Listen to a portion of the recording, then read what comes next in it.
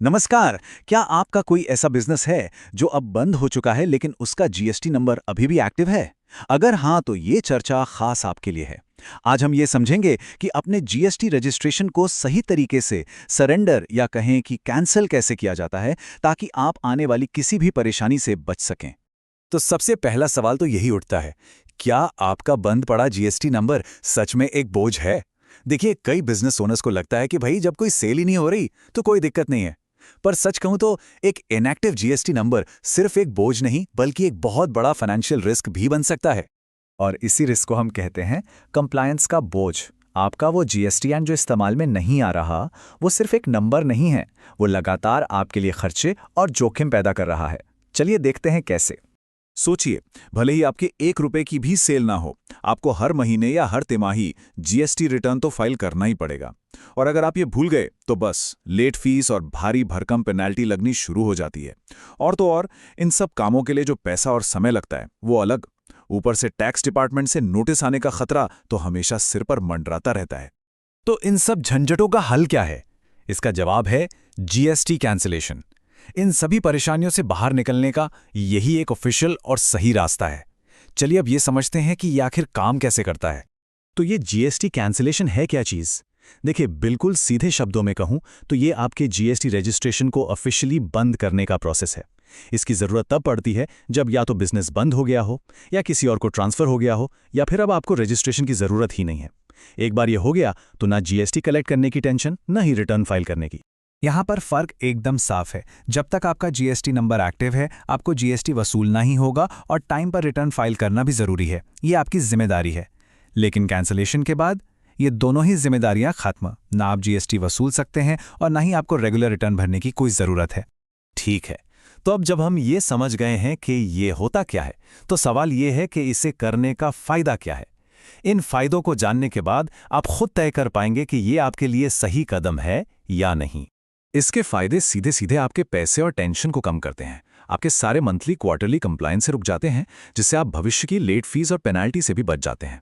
सबसे बड़ी बात, आपके बिजनेस को एक साफ सुथरा लीगल क्लोजर मिल जाता है और टैक्स डिपार्टमेंट से नोटिस आने का झंझट हमेशा के लिए खत्म हो जाता है।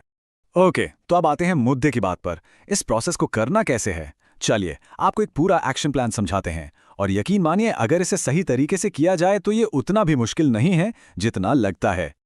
ये सबसे सबसे ज़रूरी नियम है, इसे गांठ बांध लीजिए।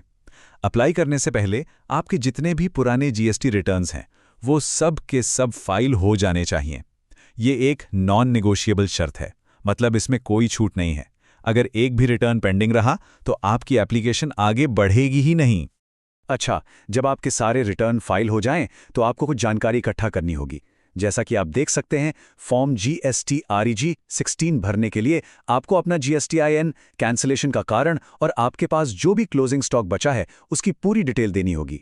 साथ ही इनपुट टैक्स क्रेडिट रिवर्सल की जानकारी भी देनी होगी, मतलब उस स्टॉक पर जो भी टैक्स का फायदा आपने पहले लिया था उसे अब सरकार को वापस करना होगा। तो इस पूरे प्रोसेस को हम इन 4 आसान स्टेप्स में समझ सकते हैं। पहला, सारे पेंडिंग रिटर्न्स फाइल करें। दूसरा, जो भी जरूरी जानकारी है उसे इकट्ठा करें। तीसरा, जीएसटी पोर्टल पर जाकर ऑनलाइन फॉर्म REG-16 भरें और सबमिट करें। और चौथा, डिपार्टमेंट के अप्रूवल का इंतजार करें। अब मान लीजिए कि आपको डिपार्टमेंट से अप्रूवल मिल गया, बहुत बढ़िया। लेकिन रुकिए, कहानी यहीं खत्म नहीं होती। इसके बाद भी कुछ बहुत जरूरी आखिरी स्टेप्स हैं जिन्हें पूरा करना ही होता है।